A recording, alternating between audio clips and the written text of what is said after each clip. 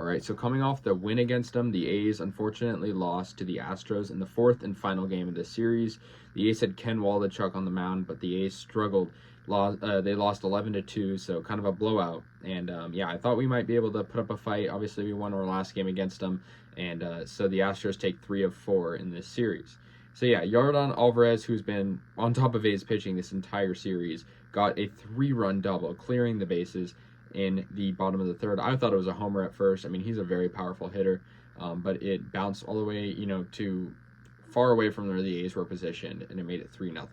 So yeah, then Alex Bregman got an RBI double of his own. It was a 1-run double, and so that made it 4-0 Astros, and 5-0 after, in the third inning, Yuli Gurriel got an RBI single. So Waldichuk already had 5 earned runs at that point.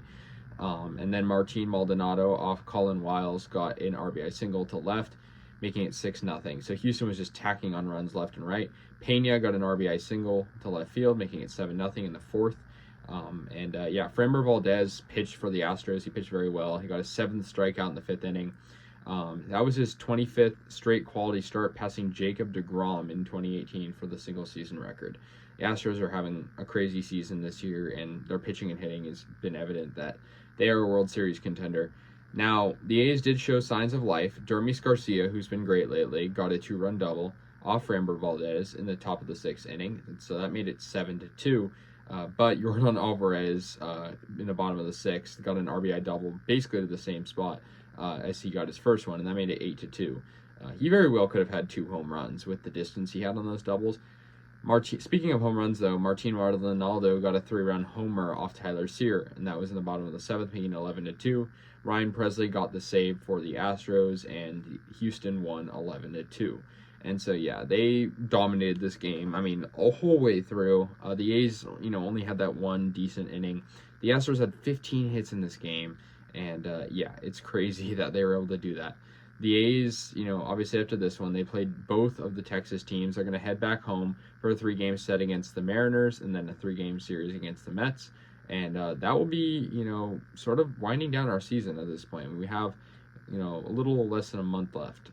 But, it's been a pretty bad season. It just, I hope the A's can, get some solid wins here towards the end of the year. It was nice beating Houston last game.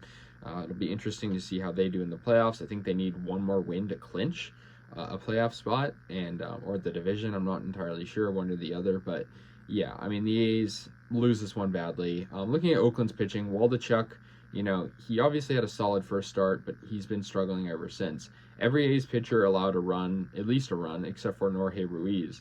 Waldichuk allowed 5, Wiles allowed 2, Kirby Snead allowed 1, and Tyler Sear allowed 2. Waldichuk and Wiles each had 3 strikeouts, so not bad, but, they could have done a lot better. But it's hard when you're facing a lineup that has, Jose Altuve, who had 3 hits, Pena, Yordan Alvarez, 4 RBI game for him, Alex Bregman, Kyle Tucker, Yuli Gurriel had 2 hits, and Martin Maldonado went 4 for 4 and scored 4 runs and had 4 RBIs. That's a lot of 4s. And that's crazy, right? I mean, everyone in Houston's lineup was basically getting hits, except for Trey Mancini today and a couple of pinch hitters they had. So, yeah, I mean, Martin Maldonado was definitely the craziest. He had 4 hits, 4 at-bats, scored 4 runs, and had 4 RBIs.